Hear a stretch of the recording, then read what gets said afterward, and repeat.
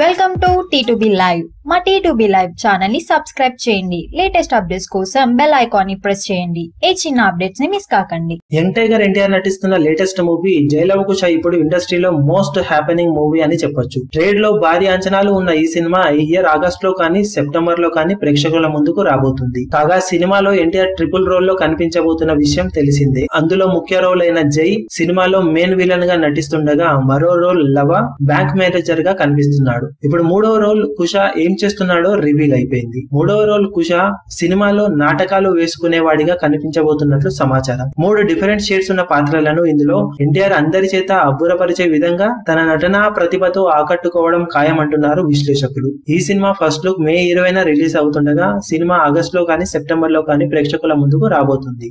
మరిన్ని latest updates కోసం T2B live ని సబ్స్క్రైబ్ చేయండి. వీలైతే లైక్ చేయండి, కుదిరితే షేర్ చేయండి.